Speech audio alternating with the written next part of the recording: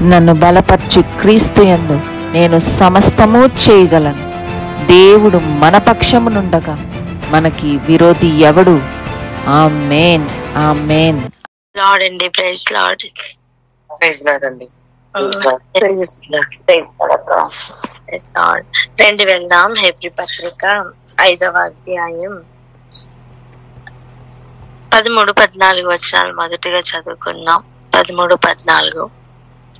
హెబ్రీలకు రాసిన పత్రిక 5వ అధ్యాయం 13-14 వచనాల వరకు. మరియు పాలు తాగు ప్రతివాడును శిశువే గనుక నీతి వాక్య విషయంలో అనుభవము లేని వాడై ఉన్నాడు. వయస్సు వచ్చిన వారు అభ్యాసము చేత మేలు కీడులను వివేచించుటకు సాధకము చేయబడిన జ్ఞానేంద్రియములు కలిగి ఉన్నారు కనుక బలమైన ఆహారము వారికే తగును. నీతి వాక్య విషయమైన అనుభవ జ్ఞానం. నీతి వాక్యము అంటే వాక్యమే, కానీ ఆయన నీతిని అనుసరిస్తున్న వాక్యం. నాకు వాక్యం తెలుసు, నేను వాక్యం చదువుకున్నాను అన్న ఫీల్ లో మనం ఉంటాం. కానీ ఆది నుంచి అంతం వరకు అని చెప్తున్నా, ఆల్ఫా టు ఆల్ఫా నేనే, ఒమేగా నేనే అని చెప్తున్నా ఆ యేసయ్య, ఆ వాక్యము సంపూర్ణ సిద్ధమైన వాక్యం. ఎందుకంటే మనం ఇంతకు ముందు చెప్పుకున్నాం, అది జ్ఞాపకం చేయాలి. ఈ బైబిల్లో మన పూర్వీకులు ఎలా బ్రతికారు అని హిస్టరీ ఉంది. మనం ఎలా బ్రతకాలి అని మన కోసం ఉంది. రాబోతున్న దినమాలలో ఏం జరగబోతుంది అవి ఉన్నాయి. ఒక స్కూల్ బ్యాగ్ లో టెక్స్ట్ బుక్ వేరు, వర్క్ బుక్ వేరు, హోంవర్క్ వేరు, క్లాస్ వర్క్ వేరు కదా ఉంటాయో, అలా వేరు వేరు సబ్జెక్ట్స్ గా మనకి బైబిల్లో అన్ని కనపడవు. కానీ అన్ని కలిపే ఉంటే ఎలా ఉంటుందో అలా text book, work book, records, homework, class work అన్ని కలిపేస్తే ఎలా ఉంటుందో అలా మొత్తం అన్ని కలిపిన థింగ్స్ మన చేతిలో బైబిల్ ఉంది. సో దాని లోపల ఆయా సందర్భాలని బట్టి ప్రభు తన ఆత్మ ద్వారా మాట్లాడుతూ వాక్యంను స్థిరపరుస్తూ ఉన్నారు. అందుకే చూడండి, ఒక 1 hour మెసేజ్ నువ్వు వింటున్నావు అనుకో, ఇప్పుడు యూట్యూబ్ లో చాలా అవైలబుల్ గా ఉంటున్నాయి కదా. లేదా ఒక సండే వాక్యం వింటున్నావు అనుకో, ఆ మొత్తంలో వాక్యం ఎంత ఉంటుంది? ఆ వాక్యం కోసం ఆరాటపడుతున్న ప్రాణాలు అవి పట్టుకుంటాయి.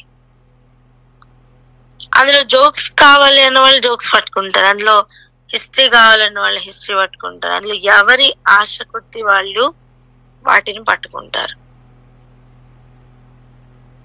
కొంతమందికి అందులో సైన్స్ తో కంపేర్ చేసి ఆ సైన్స్ నిరూపణ అవ్వేటట్టుగా కావాలి, సో వాళ్ళు అవి పట్టుకుంటారు. కొంతమందికి ఆ చెప్తున్న వాళ్ళ సాక్ష్యాలు కావాలి, వాళ్ళు అయ్యే పట్టుకుంటారు. కాదు, వాక్యంలో పట్టుకోవాలి. చెప్పండి, ఏం పట్టుకోవాలి? వాక్యం పట్టుకోవాలి. హల్లెలూయా. ఇంకా చెప్పాలంటే నీతి వాక్యం.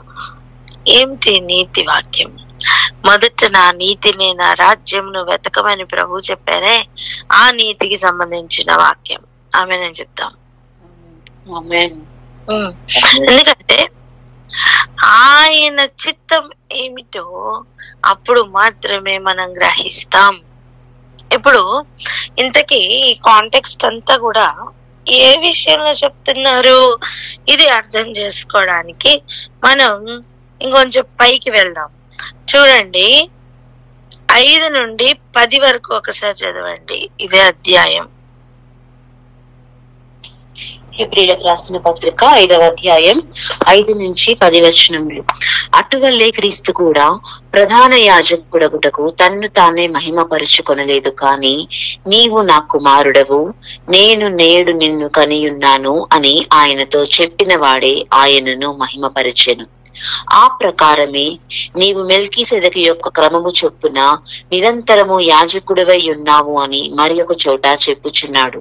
శరీరధారి అయి ఉన్న దినములలో మహారోదనముతోనూ కన్నీళ్లతోనూ తన్ను మరణము నుండి రక్షింపగలవానికి ప్రార్థనలను యాచనలను సమర్పించి భయభక్తులు కలిగి ఉన్నందున ఆయన అంగీకరింపబడెను. ఆయన కుమారుడై ఉండియు తాను పొందిన శ్రమల వలన విధేయతను నేర్చుకొనెను. మరియు ఆయన సంపూర్ణ సిద్ధి పొందిన వాడై మెల్కీసెదెకు యొక్క క్రమములో చేరిన ప్రధాన యాజకుడని దేవుని చేత పిలువబడి తనకు విధేయులైన వారికందరికి నిత్య రక్షణకు కారకుడాయెను. చూడండి, ఇప్పుడు చదవబడిన వాక్య భాగంలో అనేకమైన విషయాలు రాయించి ఉంచారు కదా. అవి గ్రహింపులోనికి రావాలన్నా, అవి అనుభవ జ్ఞానం చేత అవి సాధకం చేయబడాలన్నా మనం పాలు తాగే అనుభవంలో నుండి దాటి ఉండాలి. బలమైన ఆహారం తీసుకుంటున్న వారమే మారాలి. ఎందుకు అంటే ఈ లోకంలో ఇదే నీతి అని చెప్పుతున్న ఈ లోకపు నీతిని దాటి ఆయన నీతి నెరవేర్చబడుతున్న వాక్య భాగం అది. మనం ఒప్పుకున్నా ఒప్పుకోకపోయినా అదే సత్యం. మరి ఇప్పుడు విషయం ఏంటి? దానిని బట్టి దానిని గ్రహించుకొని దానిని శ్రేష్టంగా చూస్తూ ఉన్నవారు ఆయన కొరకు కనిపెట్టుకుంటున్నవారు ఈ క్రమంలోనికి చేరతారు. ఏ క్రమానికి చేరతారో తెలుసా? ఇప్పుడు చూడండి, అటువలే క్రీస్తు కూడా ప్రధాన యాజకుడు అగుటకు తన్ను తానే మహిమపరుచుకొనలేదు. ఒక మాట చెప్పనా, అక్కడ అన్న కైప నించుని ఆయనతో డైరెక్ట్ మాట్లాడుతున్నారు. నేను కూడా ప్రధాన యాజకుడే అని చెప్పలా. మీకు ఇంకొక ఎగ్జాంపుల్ చెప్తా చూడండి.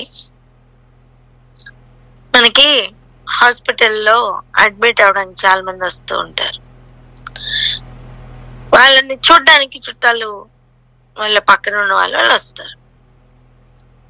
ఇప్పుడు ఒక అబ్బాయి అడ్మిట్ అయ్యాడు అనుకోండి, ఆ రెండో అబ్బాయి ఎక్కడో డాక్టర్ అనుకోండి. ఎక్కడ? లండన్ లో. ఎక్కడ డాక్టర్ చెప్పండి? లండన్ లో. ఇప్పుడు ఆ తల్లిదండ్రులు ఇక్కడికి వచ్చి పేషెంట్ హిస్టరీ కంటే కూడా ఆ లండన్ హిస్టరీ చెప్పడానికి ఎక్కువ ట్రై చేస్తారు. మీకు అర్థమైందా? అడ్మిట్ అయిన వాని గురించి చెప్పమంటే మా అబ్బాయి కూడా డాక్టరే అని చెప్పడం కోసం కష్టపడతారు. మీకు ఈ అనుభవం ఉందా? నేను చెప్తున్న ఫీల్ అర్థమవుతుందా? ఇది ఈయన డాక్టరే. ఎక్కడ? ఈ హాస్పిటల్లో కాదు. ఎక్కడ? లండన్ లో. కానీ నువ్వు అది చెప్పిన తర్వాత ఖచ్చితంగా ట్రీట్మెంట్ లో తేడా ఉంటది. ఉంటదా ఉండదా?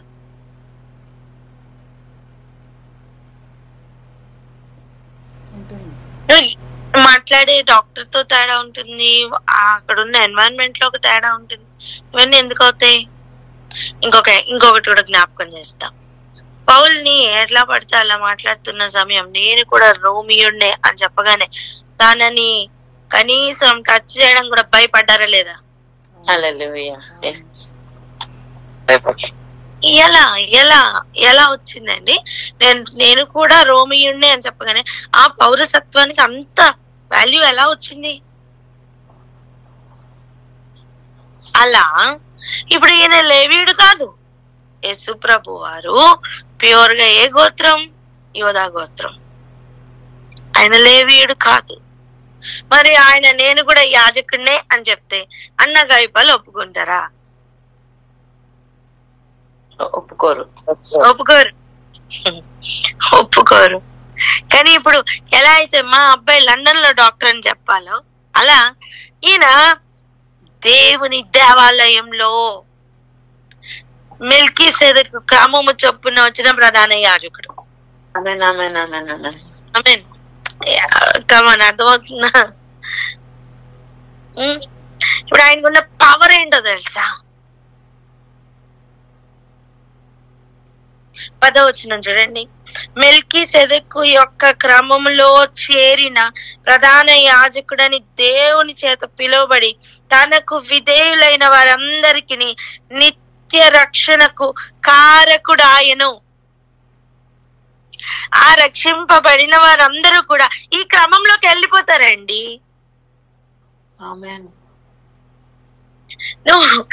నువ్వు నిరంతరం చూడండి, ఒక వచనం చూపిస్తా. జకరియా గ్రంథం 3వ అధ్యాయం 7-8 వచనాలు చూడండి. సైన్యములకు అధిపతియగు యెహోవా సెలవిచ్చినది ఏమనగా, నా మార్గములలో నడుచుచు నేను నీకు అప్పగించిన దానిని భద్రంగా గైకొనిన ఎడల నీవు నా మందిరం మీద అధికారివై నా ఆవరణములను కాపాడవాడు వగుదువు. మరియు ఇక్కడ నిలువబడి వారికి కలిగినట్లు నా సన్నిధిని నిలుచు భాగ్యం నీకిత్తును.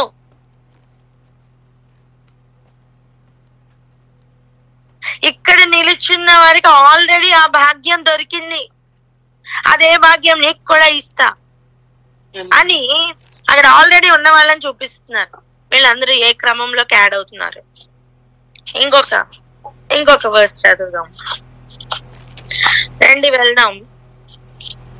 పేతురు రాసిన పత్రిక, మొదటి పత్రిక, పేతురు రాసిన మొదటి పత్రికలో 9వ వచనం చదవండి. 2వ అధ్యాయం 9వ వచనం.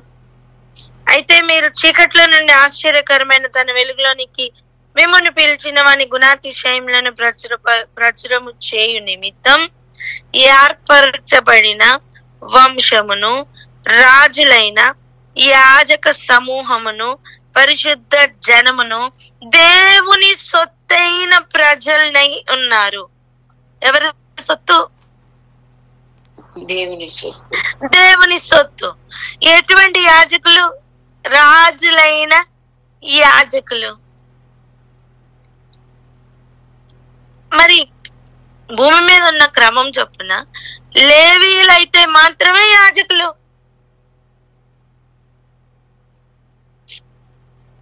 తెరచించిన ఊరికనే కాదు,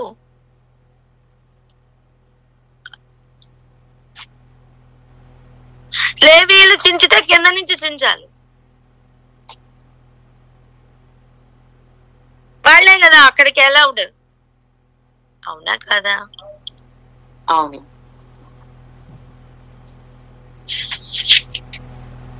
కానీ దేవుడు పైనుంచి చించారు.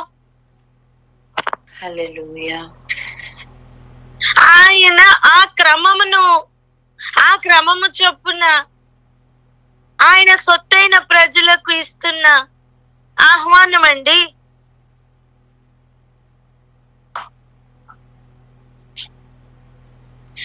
ఎవరు యేసు ప్రభు సొత్తు అవుతారో, ఎవరు దేవుడు నిర్ణయించుకుని ఆల్రెడీ ఉన్నారు, అందులో నిలబడిన వారు ఆ ఆశ్చర్యకరమైన వెలుగులోనికి వస్తూ టెస్టెడ్ అండ్ ప్రూవ్డ్ అని నిలబడుతున్న వారు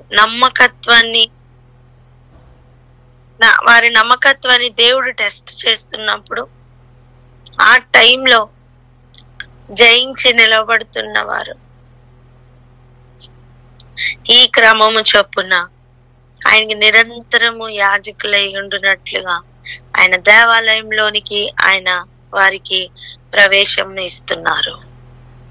ఇది లేవి గోత్రంకు వచ్చిన యాజకత్వానికి సంబంధించిన క్రమం కాదు కాదు కాదు.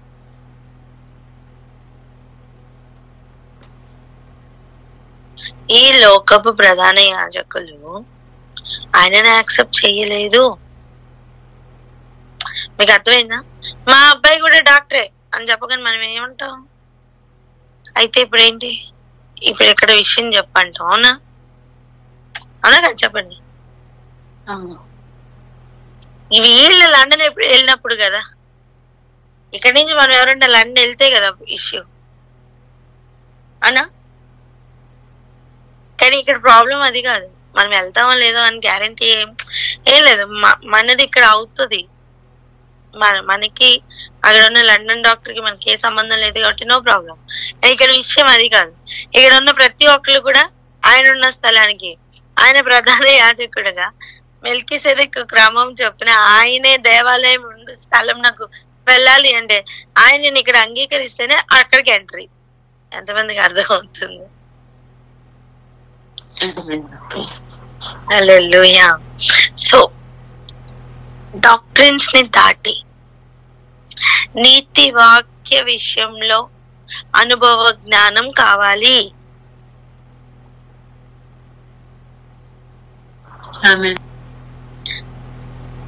అందుకే మీ నీతి శాస్త్రుల పరిచయాల నీతిని కూడా దాటాలి అని ప్రభు చెప్పారు. ఎలా అయితే ఒక వ్యక్తి తనంతట తాను ఒక 10 అడుగులు ఎగరడం కష్టమో, ఎవరైనా ఎగరగలమా? ఎగిరి అక్కడ ఉండగలమా గాలిలో? చెప్పండి, లేదు కదా, కష్టమో. ఈ శాస్త్రుల పరిచయాల నీతిని దాటడం కూడా అంతే కష్టం. కానీ పైన వాటిని వెతకడానికి కన్నులు పైకెత్తిన మరుక్షణం దేవుడు ఒక ప్రత్యేకమైన దృష్టిని ఇస్తారు. గురుత్వ ఆకర్షణ శక్తి నిన్ను పట్టుకోలేని విధంగా, ఒక పక్షి రాజు జాడ తెలియని విధంగా ఆ హైట్స్ లోనికి ప్రభు అమాంతం తీసుకుని వెళ్ళిపోతారు. బట్ అక్కడి నుంచి ఆయన కన్ను దృష్టి దయచేస్తారు. ఆ నీతి ద్వారా సమస్తమును చూడడం సాధ్యం, సమస్తము చేయడం సాధ్యం. నువ్వు రక్షింపబడ్డమే కాదు, అనేకుల్ని రక్షించే పనిలోకి వెళ్తావు.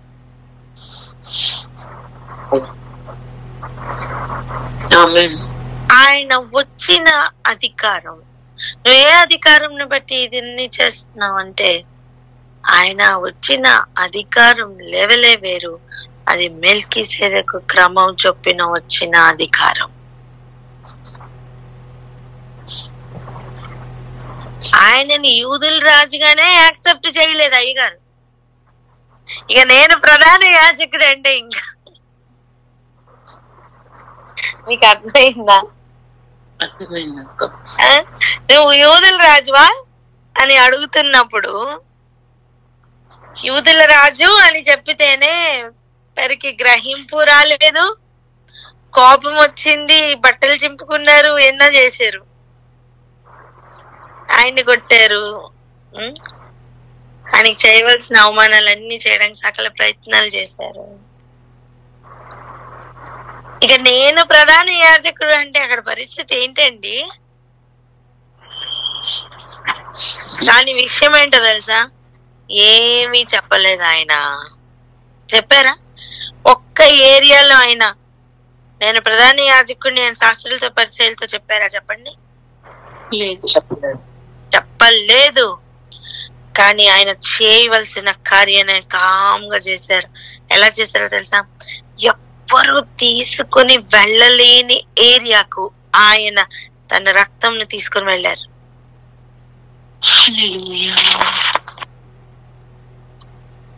ఇది మనుషులకు సాధ్యం కాని రీతిగా, మనుషుల లోపల ఇక్కడ భూమి మీద ఉన్న నీతి ప్రకారం ప్రతి ఏడాది పాప పరిహారార్థ కోసం, బలి కోసం ప్రధాన యాజకుడు వెళ్ళవలసిందే. కానీ ఎవ్వరు చేరలేని పరిశుద్ధ స్థలానికి తన రక్తాన్ని తీసుకుని వెళ్ళారట. ఒకసారి చూడండి, ఆ మాట కూడా చదువుకుందాం. 24వ వచనం, 9వ అధ్యాయం హెబ్రీ పత్రిక 24. నిజమైన పరిశుద్ధ స్థలమును పోలి హస్తకృతమైన పరిశుద్ధ స్థలముల్లో క్రీస్తు ప్రవేశింపలేదు గాని ఇప్పుడు మన కొరకు దేవుని సముఖమునందు కనబడుటకు పరలోకమందే ప్రవేశించెను. ఇప్పుడు చెప్పండి, ఏ క్రమము చొప్పున ఆయన అక్కడికి ప్రవేశించెను?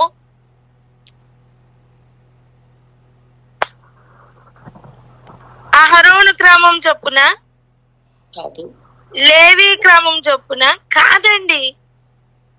మెల్కీసెదెకు క్రమం చొప్పున వచ్చిన యాజకత్వంలో ఆయన సమస్తం చేసేశారు. దీనికోసం ఎక్స్ప్లెనేషన్ ఇవ్వాలా? ఇవ్వక్కర్లేదు. కాబట్టి మీకు అర్థమైందా? ఆయన ఒప్పుకున్నా ఒప్పుకోకపోయినా ఆయన చేయవలసిన పని ఆయన చేసేసారండి. ఇప్పుడు దాన్ని ఎవరు గ్రహించగలరు?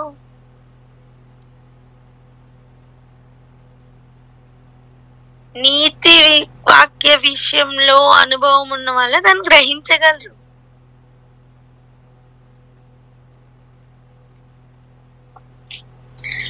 అసలు నజరేత్లో నుంచి మంచిదేదైనా వస్తుందా అనే ప్రశ్న ఆయన చుట్టూ ఉండిందండి. ఆయనను పొడుస్తున్నవారు ఎవడికి పుట్టాడో తెలియదు అనేవాళ్ళండి. ఆయన పడిన అవమానం మామూలు అవమానం కాదు. కానీ దాని నుండి ఆయన పొందిన ఘనత మామూలు ఘనత కూడా కాదు. ఆయన ఒక రాజుగానే యాక్సెప్ట్ చేయలేదు.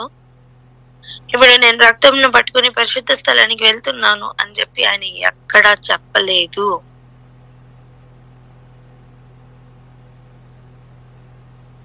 ఆయన చేయవలసిన కార్యాన్ని ఆయన చేశారు.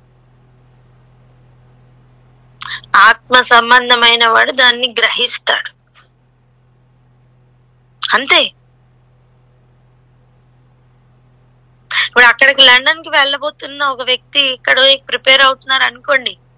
అవునా, ఎక్కడ ఏ హాస్పిటల్లో ఆయన పనిచేస్తారు, ఇవన్నీ డీటెయిల్స్ తీసుకుంటారు. అవునా చెప్పండి, అవునా కదా? సంబంధం లేని వారు ఏమైనా పట్టించుకుంటారా? వాళ్ళు పొగరంతా చూపించడానికి ప్రయత్నం చేస్తారు. అంటే ఎగ్జాంపుల్ చెప్తున్నా.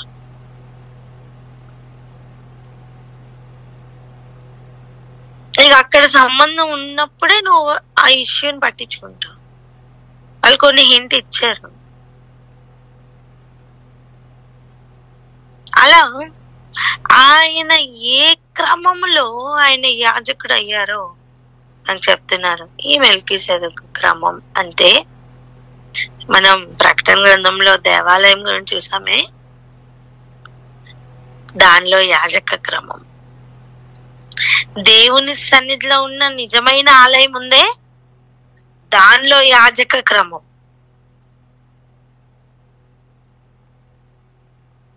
తన పితరుడు అని చెప్పబడుతున్న అబ్రహాం ఎంత గొప్పవాడో ఇప్పుడు అర్థమైందా?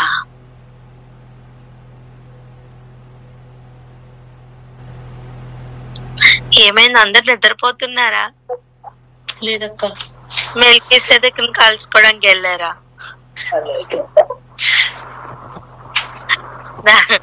దశమ భాగాలు సమర్పించుకుంటున్నారా? రండి ఇంకొక వచనం చదువుకుందాం. అంతేకాదు, ప్రధాన యాజకుడు ప్రతి సంవత్సరము తనది కాని రక్తం తీసుకొని పరిశుద్ధ స్థలంలోనికి ప్రవేశించినట్లు ఆయన అనేక పర్యాయములు తను తాను అర్పించుకొనుటకు ప్రవేశించలేదు. ఒక్కసారి చేసి ముగించారు. సో భూమి మీద ఆయన కనబడుటకు చేస్తున్నది ఏం చేస్తున్నారో భూమి మీద ఉన్న వ్యక్తులకు అర్థం కాలేదు. కానీ ఆయన చేయవలసిన కార్యాన్ని, ఆయన ఏం చేస్తున్నారో, ఆయన ఎక్కడికి వెళ్తున్నారో సమస్తం ఆయనకి తెలిసే చేశారు.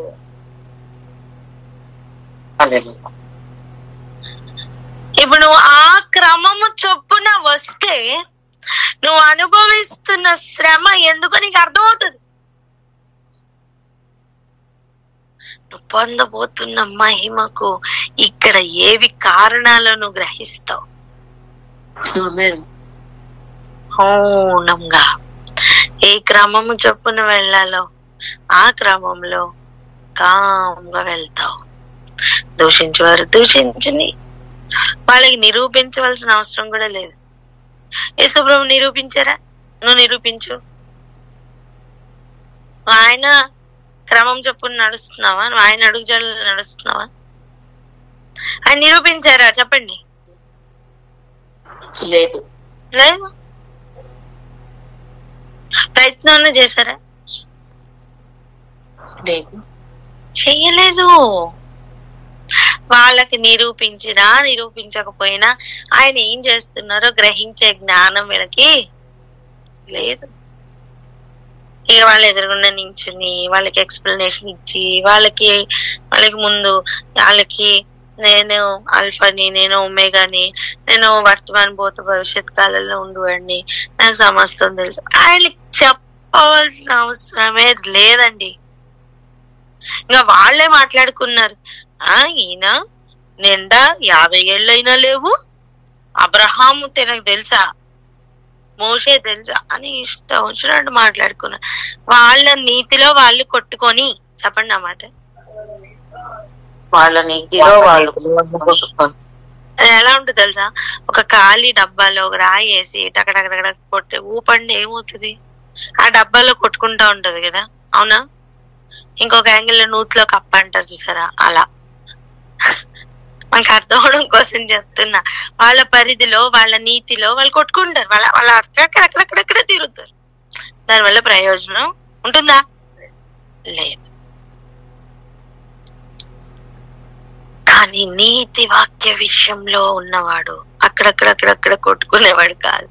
ఎగ్జాక్ట్ గా పక్షి రాజు ఎలా అయితే తన జాడ ఎక్కడో ఎవరికి తెలీదో అలా వాళ్ళు హైట్స్ కి చేరి దేవునితో మాత్రం సంబంధం కలిగిన ఆ లెవెల్లో ఉంటారు. వాళ్ళకి దేవుడు బలమైన ఆహారం ఇస్తారు. పక్షిరాజు బ్రెడ్ తింటదా? చెప్పండి. Bread jam తింటదా? సాఫ్ట్ ఏమైనా తింటదా? చెప్పండి. దాని ఎలా పట్టుకోవాలో తెలుసా? ఆ ఫ్రెష్ మాంసం ఎట్లా తింటది తెలుసా?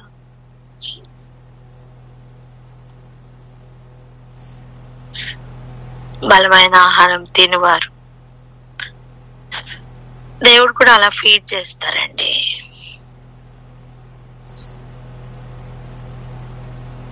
దేవుడు కూడా అలాగనే ఫీడ్ చేస్తారు.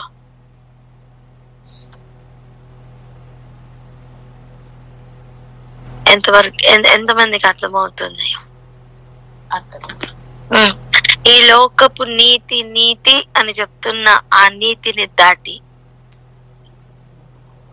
దేవుని నీతిని నెరవేరుస్తూ ఉన్నప్పుడు ఆ నీతిలో జరిగిన విషయాలే ఇంత అమోఘంగా అర్థమైతే ఇక రాబోతున్న విషయాలు ఇంకెలా ఉంటాయి? జరగబోతున్న విషయాలు ఇంకెలా ఉంటాయి? వాటన్నిటి కోసం సిద్ధపడుతున్నావు తెలుసా? పక్కవర్త చూసి చెప్పండి, నువ్వు వాటి కోసం సిద్ధపడుతున్నావు తెలుసా అని. వాటి కోసం సిద్ధపడుతున్నావు తెలుసా? ప్రకృతి సంబంధి వీటిని గ్రహింపడు. ప్రకృతి సంబంధికి ఈ లోకపు నీతి విషయాలే అర్థం కావడం చాలా కష్టంగా ఉంటది. ఇది మొదటి మూల పాఠాలు చెప్పండి. ఇది మొదటి మూల పాఠం. మా మొదటి మూల పాఠంలో కూడా అక్షరం చక్కగా నేర్పిస్తారు.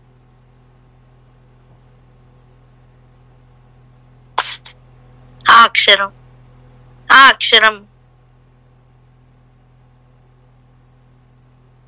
అక్షరంలో ఉన్న పొల్లు, ఆ అక్షరానికి ఉన్న దీర్ఘం, కానీ దాన్ని నెరవేర్పును చూపిస్తున్నదే నీతి వాక్యం. దాని నెరవేర్పుని ఎప్పుడైతే నువ్వు గ్రహింపులోనికి వస్తుందో, నువ్వు ఆ క్రమంలోకి ఎప్పుడైతే ఎంటర్ అవుతావో, అసలు నువ్వు చీకట్లో ఉంటే చాలు నాన్న, నిన్ను ఆశ్చర్యకరమైన వెలుగులోకి లాగడానికే ఆ పరిస్థితులన్నీ ఉంటాయి. ప్రతిదీ మేలుకేనండి. ప్రభు ఏమన్నారండి, నీతిమంతుల బ్యాచ్ 99 బ్యాచ్ ఉన్నారే వాళ్ళ దగ్గరికి వెళ్ళారా? ఆ ఒక్కటి తప్పిపోయిందన్న అటు వెళ్ళారా? చెప్పండి చెప్పాలి. తప్పిపోయిన గొర్రెపిల్ల వెనకట్లు వెళ్ళారా? 99 బ్యాచ్ వెనకట్లు వెళ్ళారా? తప్పిపోయిన గొర్రె అలాగే ఉంటది. ఆ బ్యాచ్ లో ఉండడం మేలు. ఏది 99 బ్యాచ్ లో కదా, ఆ ఒక్కటి తప్పిపోయిన ఆ అనుభవంలో ఉండి నేను మళ్ళీ దారిలోకి రావాలి అన్న ఆశ ఉంటే చాలు, దేవుడు అక్కడి నుంచి కూడా లాక్కొని అని తీసుకొని ఇంటికి తీసుకొని వచ్చినట్టుగా మనం చూస్తున్నాం.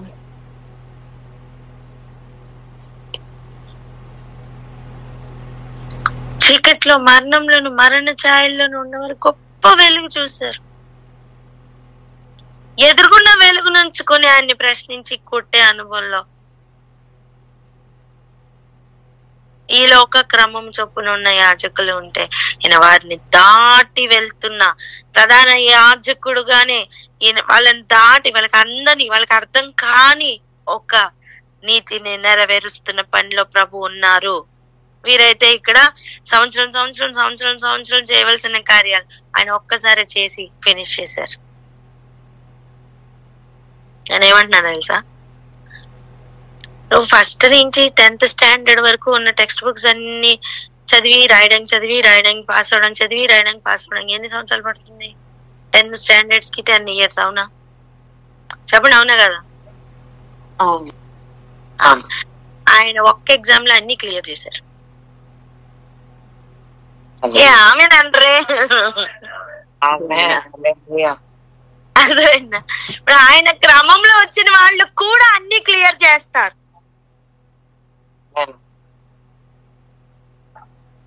నేడు నీవు నాతో పరదేశంలో ఉందువు. ఏంటండి, ఎలా వెళ్ళాడు చెప్పండి?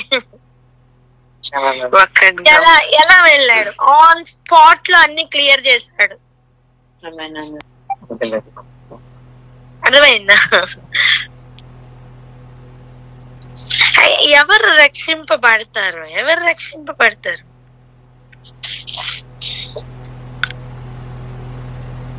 తనకు విధేయులైన వారందరికీ నిత్య రక్షణకు కారకుడు ఆయన.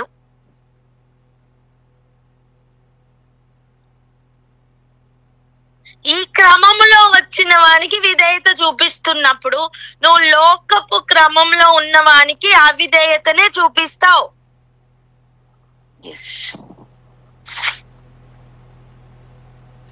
నువ్వు లోకపు నీతి నెరవేర్చడానికి నిలబడినప్పుడు ఈ క్రమంలో ఉన్న వానికి అవిధేయత చూపిస్తావు.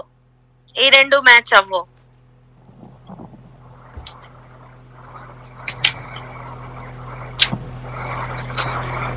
చెప్పండి, లోకపు నీతి ఆయన నీతి మ్యాచ్ అవ్వవని చెప్పండి. లోకపు నీతి ఆయన నీతి మ్యాచ్ అవ్వండి. మనం ఏమంటాం, 10 years ఇక్కడ, ఎన్ని ఇయర్స్? 10 years ఇక్కడ మేము యూనిఫామ్ వేసుకున్నాం, మేము రోజు లంచ్ బాక్స్ పట్టుకెళ్ళాం, మేము పాస్ అయ్యాం, మేము టెస్ట్ రాసాం, మేము యూనిట్లు రాసాం, మేము ఫైనల్స్ రాసాం, 10th క్లాస్ ఇప్పుడు పాస్ అయ్యాం అంటే ఆయన ఏమంటారు? అవన్నీ కాదు, ఎగ్జామ్ అయితే నేను క్లియర్ చేశాను, నేను exam answer sheet same, certificate అన్ని చూపిస్తే ఏం మాట్లాడతాం? బోర్డు సంగతి అండి, బోర్డు ఇచ్చిందండి.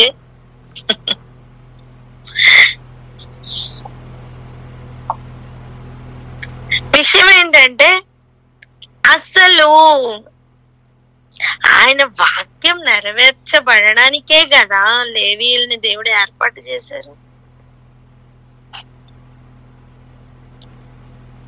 ఆ యాజకత్వం అవన్నీ ఎవరు ఇచ్చారండి? దేవుడు కాదా? చెప్పాలి, దేవుడే కదా. మరి ఆ దేవుడే ఆకాశం తెరిచి ఈయన నా ప్రియ కుమారుడు అని చెప్పలేదా? చెప్పారు. అది మరి ఆయన ఎందుకు యాక్సెప్ట్ చేయడానికి ఇష్టం లేదు? మోషే ధర్మశాస్త్రానికి ఉన్న విలువ, ఆకాశం తెరవబడి ఒక శబ్దం వస్తే దానికి లేకుండా అయిపోయిందా? అబ్రహాంకి ఇచ్చిన విలువ, మా తండ్రి అబ్రహాం ఎవరట? మా తండ్రి. అబ్రహాం మా తండ్రి.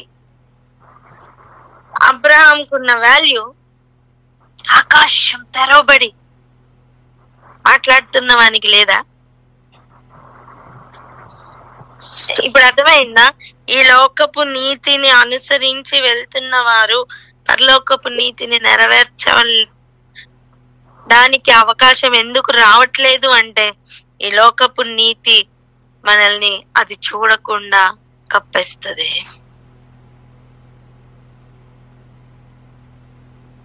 ఒక అవిధేయతలోనికి తీసుకుని వెళ్తుంది. కానీ దేవుని నీతి ఈ లోకపు నీతిని కూడా నెరవేర్చున్నట్లుగా విధేయతలోనికి తీసుకుని వెళ్తుంది. చెప్పండి, ఇక్కడి నుంచి చూపించే విధేయత మంచిదా? అక్కడి నుంచి చూపిస్తున్న విధేయత మంచిదా? ఆమేన్. విధేయత చూపిస్తున్న సమయం ప్రతి అవిధేయతకి ప్రతిదండన జరుగు కాలం. ఆమేన్. ఆమేన్. నువ్వు విధేయత చూపించాలి అంటే ఇక్కడి నుంచి చూసి నువ్వు చూపించలేవు. నువ్వు పైనుంచి చూడు, అక్కడి నుంచి నువ్వు విధేయతను చూపించగలవు. నిజం. కింద నుంచి జరుగుతున్న ప్రతి అవిధేయతకు కూడా ప్రతిదండన కాలం అది. ప్రార్థన చేసుకుందాం. నీతి వాక్య విషయంలో కావలసిన అనుభవ జ్ఞానం కొరకు ప్రార్థన చేసుకుందాం. ఆయన ఎలా ఆయన నీతిని నెరవేర్చారో మనకి కొంచెమైన గ్రహింపులోనికి వస్తుంది కదా. ఈ లోకపు నీతికి నిలబడి పరలోకపు నీతిని నిరూపించవలసిన అవసరం ఆయనకి లేదు, నెరవేర్చవలసిన అవసరం ఉంది. నిరూపించడం వేరు, నెరవేర్చడం వేరు. చెప్పండి. నిరూపించడం ఏది గొప్పది? ఆమేన్. నెరవేర్చువారు నిరూపించనక్కర్లేదు. తన మీద నింద వేశారండి, యోసేపు మీద. నేను తప్పు చేయలేదని అక్కడ నిరూపించుకోవడానికి కేసులేసి కష్టపడి డిఫెన్స్ చేసి నిలబడ్డా? లేదు. విషయమే కాదది. ఆ చెరసాల కూడా తనకి మేలుగా మారింది. రాజు దగ్గరికి వెళ్ళడానికి మార్గం ఓపెన్ అయిందండి.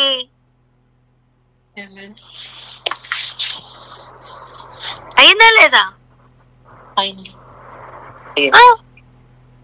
చెరసాలలో ఉన్న ఒక వ్యక్తి రాజు దగ్గరికి వెళ్ళడానికి ఎవరికి ఏ కళలు ఇవ్వాలో దేవుడు ఇచ్చారు.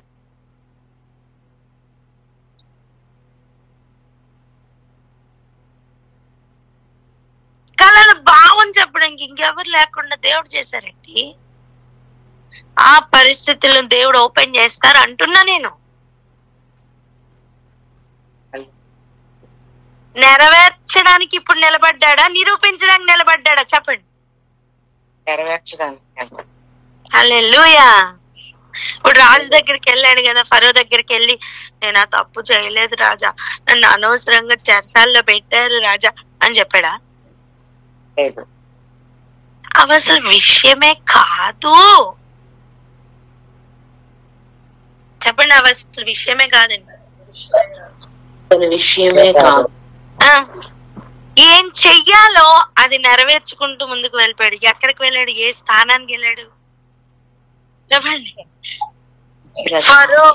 ఫరోకి కూడా ఏం చేయాలో అర్థం కాని పరిస్థితుల్లో తనకి పూర్తి పవర్స్ ఇచ్చి నిలబడే అంత స్థానానికి వెళ్ళాడు.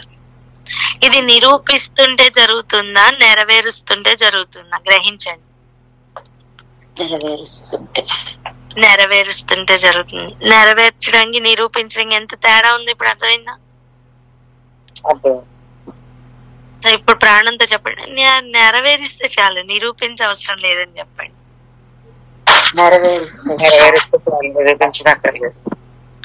హల్లెలూయా. నిరూపించడానికి ప్రయత్నం చేసి జీవితం అంతా వేస్ట్ చేసుకోకు. నెరవేర్చడానికి ఒక్క దినం అయినా చాలు. ప్రభు ఇప్పుడు ఏమీ లేదు, తీర్పు దినమున అన్ని అర్థమవుతాయి. లెక్కలు చూసే సమయం ఉంటుంది కదా, అప్పుడు అన్ని లెక్కలు బయట వస్తాయి. దేవుడు చూసుకుంటారు. ఆయన చెప్పినట్టు చేసుకుని వెళ్ళిపోవడం మాత్రమే ప్రజెంట్ పని. ఆ పనిలో ఉందామా? ఆ క్రమంలో వెళ్దామా? ఇంకొక మాట చెప్పనివ్వండి. ఈ లోకపు నీతిని అనుసరిస్తున్నప్పుడు నువ్వు నిరూపించవలసిన అవసరం ఉంది. అందుకే నువ్వు దేవుని కుమారుడు అయితే చెప్పు, ఇప్పుడు చెప్పు అంటే దాని అర్థం ఏంటి? నిరూపించు, అంతే కదా? అవును. ఇప్పుడు మాకు ఏ సూచక్రియ చూపిస్తావు? హేరోదు కూడా ఎందుకు సంతోషించాడండి? ఆయన ఏదన్నా సూచక్రియ చేసి ఏదన్నా నిరూపిస్తాడని.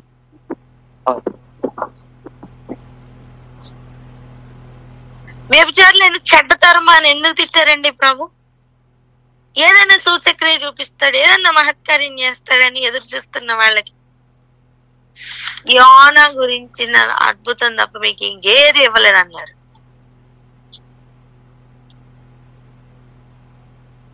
సో నిరూపించడానికి ప్రయత్నం చేస్తుంది ఈ లోకపు నీతి. ఆయన నీతి యావత్తు ఇది కానిమ్ము అంటూ నెరవేర్చుకుంటూ వెళ్ళిపోతుంది. ఎంతమందికి అర్థమవుతుంది? ఆమె గ్రహిస్తే ఈరోజు ఒక్కటే ప్రశ్న మన ముందు ఉంది. నువ్వు ఏ నీతిని నెరవేర్చాలని నిలబడతావు చెప్పు. ఈ లోకపు నీతిని నెరవేర్చాలి అంటే ఇక్కడున్న క్రమం కావాలి, ఇక్కడున్న అవిధేయత పుష్కలంగా నేర్చుకోవాలి. ఈ లెవెల్ బాగుందా? ఆయన నీతిని నెరవేరుస్తూ విధేయతలో కంటిన్యూ అవుతూ ఆ లెవెల్ బాగుందా?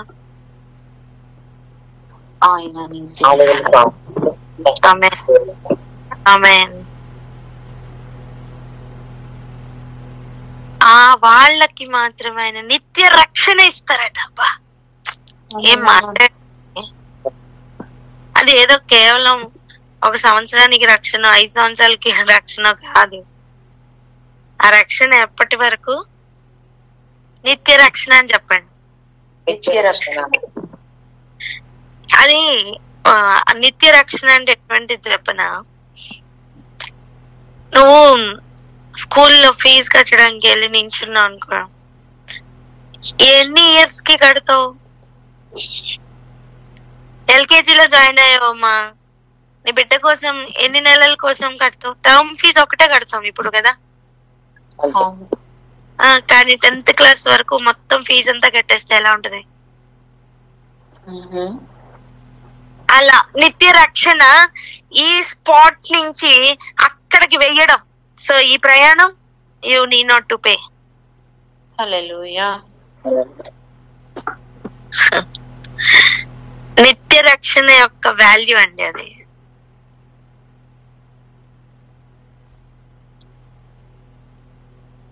ఇది పాలు తాగు వారికి అర్థం కాదు, అవసరం కూడా లేదు. వారికి డైజెషన్ కి ఆ ఎంజైమ్స్ లేవు.